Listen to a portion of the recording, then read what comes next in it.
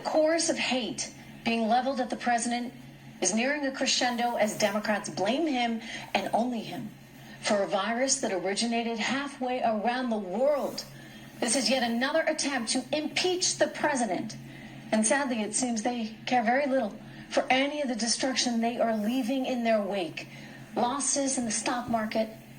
All this, unfortunately, just part of the political casualties for them.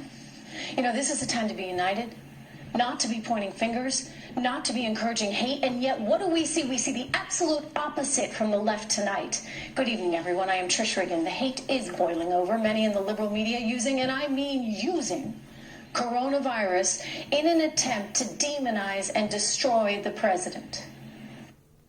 I don't think the president is capable of telling us the truth about the coronavirus. They have no plan. They have no plan. The virus is going to kill Americans regardless of their stupidity. This administration right now looks like they're going to organize a one-car parade.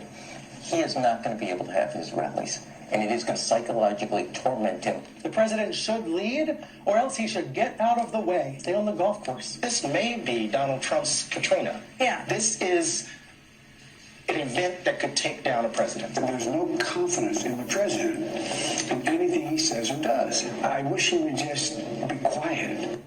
I see. This is impeachment all over again. And like with the Mueller investigation, like with Ukraine Gate, they don't care who they hurt. Whether it be their need to create mass hysteria to encourage a market sell-off, unlike anything we've seen recently, or whether it be to create mass hysteria in order to stop our economy dead in its tracks. Don't kid yourself. They told us how much they crave a recession as a way to get rid of Donald Trump. Do you see now why I say we need a recession? I know it's going to be painful, but we have to get rid of this guy. A recession is a survivable event. What Trump is doing to this country is not. Recessions are survivable events. I've been hoping for a recession. People hate me for it, but it would get rid of Trump, so you shouldn't hate me for it. I mean, recessions are really bad. People lose their jobs, and I know, and we shouldn't lose. It's worth it. You know, of course, these are people's jobs. But the left does not mind seeing them lose. These are people's 401ks that are being decimated. And that's okay with them? That's okay with the left? Yeah. You know, in some ways, they almost seem to be cheering it on. Containment has failed, and mitigation is the next objective. It is a pandemic. I'm glad that CNN is calling this new coronavirus outbreak for what it is, which is a pandemic. This is sort of a perfect storm. The ship has sailed here. CNN is now calling the coronavirus outbreak a pandemic. To say this thing is contained, that is a flat-out lie. It's important, I think, to call this a pandemic. This is impeachment all over again, complete with a whistleblower to complain about our Health and Human Services Committee, right? It's critical, you know what, that we look at these numbers with a clear lens. I want to remind everyone that the CDC estimates that this year's seasonal flu has resulted in roughly 34 million cases and 20,000 deaths in the United States alone. The seasonal flu. From 2009 to 2010, nearly 61 million Americans got swine flu, and more than 12,000 Americans died. As many as 575,000 people worldwide died of the swine flu. And was there any criticism? No. Because why? Because the media didn't want to insult their precious President Obama, I suppose. You know, I spoke with a doctor on Friday who told me that the World Health Organization and others, they typically do whatever they can to get the word out. It's critical that people are aware of the problems so that the public can improve hygiene routines and health routines. This is what helps in terms of lessening the infection rate. But you know what? The media's reaction with the global town halls and CNN treating this like it's some missing plane story. What is that?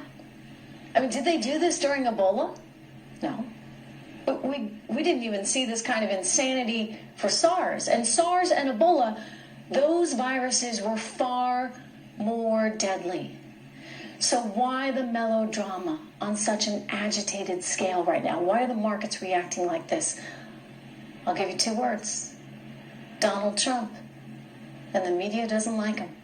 People, including the media, and some investors are allowing their own hate and their own bias against him to spiral out of control, leading to massive sell-offs right now in the market.